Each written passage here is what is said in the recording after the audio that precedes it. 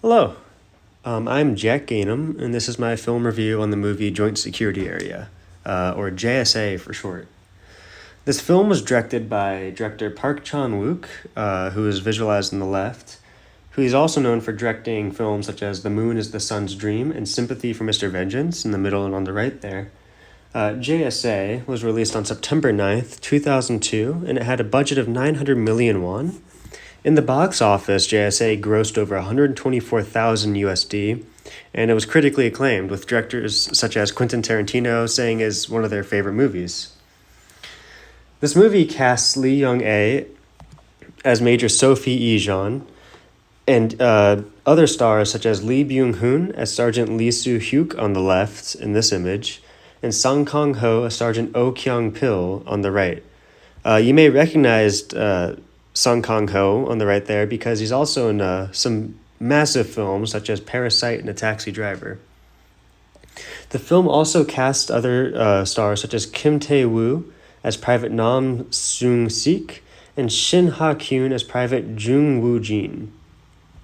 Now I'm going to give a short synopsis of the film. Obviously, I'm going to leave out a lot of events and details, but I want to give you a good idea of what the plot of this movie is like and some of the historical background in it.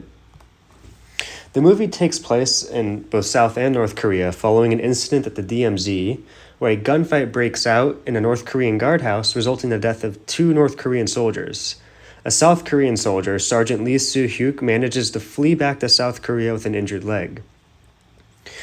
The movie follows Major Sophie Lee-jeon as she attempts to investigate the situation for the NNSC.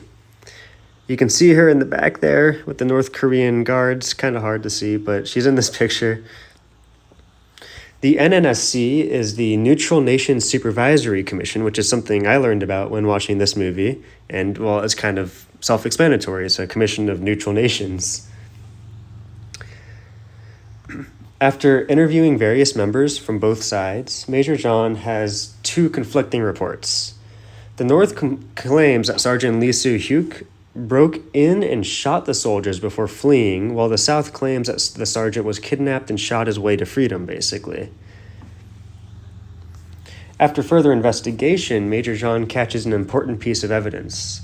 The number of bullets fired does not match the number found shot at the guardhouse, or the number of bullets claimed to have been fired does not match the number shot in the guardhouse. When confronted with this information, as well as other parts of the investigation, Private Nam Seung-sik attempts to take his own life. Private Nam Seung-sik is visualized in this picture here. After this sequence, the movie leads to a large flashback scene where Sergeant O saves Sergeant Lee after he stepped on a landmine in a kind of a standard patrol, I guess. And after this event, they start to exchange notes across the border by throw out rocks, and there's a funny little scene where Sergeant Lee actually throws a rock through a window. And eventually, they become good friends through these notes, and they see each other across the border. They eventually start meeting up in a North Korean guard shack. Unfortunately, one night, when Sergeant O, Sergeant Lee, Private Jung Woo-jin, and Private Nam Seung-sik are having a great time in this guardhouse, a North Korean superior catches them, and this leads to a firefight and a tragic ending to their friendship, really. This firefight is kind of seen here, with the North Korean superior on the right there, and Sergeant O in the middle. You can kind of see the emotions going through his face. The film comes back to the present, where Major John eventually learns the truth from Sergeant Lee.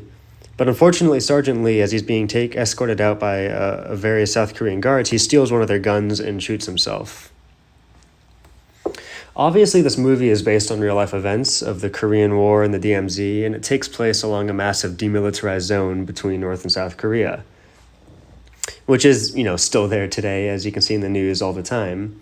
But it also references a bunch of historical events that I learned throughout the film, such as the Korean axe murder incident, which is visualized there. They reference that. And they also reference things such as the POWs and relations between North Korean and South Korean soldiers that fought in the Korean War. For example, Major Sophie, she had a grandfather, I believe, who had the correct connections with North Korea in the war, and that made it so that she was no longer neutral, so she was taken off the case. This was actually a very common thing where the soldiers at the end of the war chose which side to live in, and some of them even chose to live in no sides, such as Major Sophie's grandfather. This film taught me a lot about the DMZ and the really just extreme levels of tension that exist along the border, but also about how friendships can form in the most unexpected places.